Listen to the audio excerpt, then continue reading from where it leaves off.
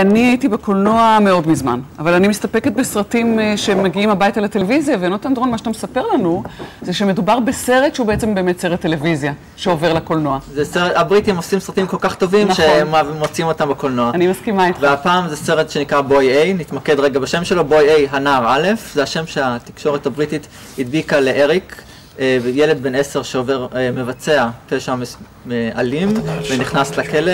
ואנחנו פוגשים אותו אחרי 14 שנים, זאת ההתחלה של הסרט, והוא בוחר עצמו שם חדש, זהות חדשה, הוא עובר למנצ'סטר, כדי להתחיל חיים חדשים, והוא מתחיל עבודה ופוגש אנשים, והוא מנסה להסתיר את זהותו האמיתית, כי הוא רוצה להתחיל חיים חדשים, והאנשים לא כל כך נותנים לו. הוא יודע שברגע שאנשים יגלו מי הוא באמת, ההד של התקשורתי, כשהוא ביצע את הרצח היה גדול מאוד, אז עכשיו נראה קטע שבו הוא כבר משתקם והכל, והוא מתאהב ורוצה לגלות למישהי את זהותו, וזה שעוזר לו, הוא לא עובד סוציאלי בדיוק, הוא אחד שעוקב אחריו ועוזר לו, הוא משכנע אותו שלא לעשות את זה. בוא נראה.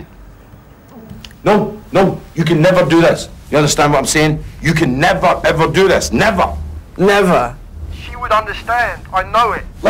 Listen, her understanding's not the issue, okay? Knowledge is the issue. Your safety is the issue.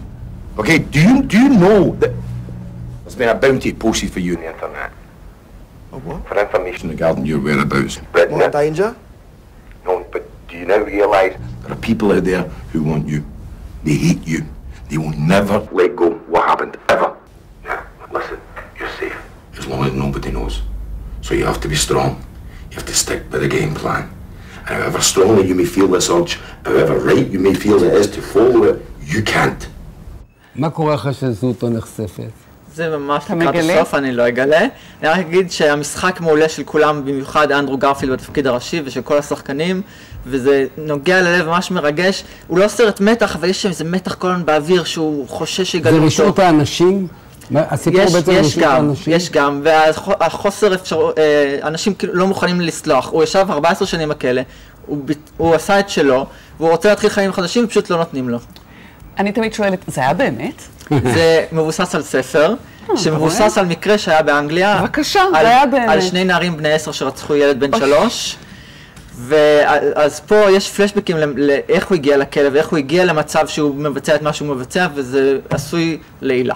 אני יכול להגיד שגם בישראל יש דבר כזה שהרבה אנשים בחברה הישראלית לא מקבלים את העניין הזה של ריצת עונשו וסיים לשלם את חובו לחברה. אני אזכיר לך את זה, בעוד כמה שנים. גם האנשים וגם התקשורת, איך שהיא רודפת אותו ודורשת שיחשוף את זה אותו. התקשורת, שוב התקשורת אשמה. תודה רבה לך, נתן. תודה רבה. מה את חושבת אודרי שלח לנו היום? אני לא יודעת, אבל אני מקווה שזה יהיה משעשע, כי אחרי השיחה הזאת צריך משהו משעשע. אין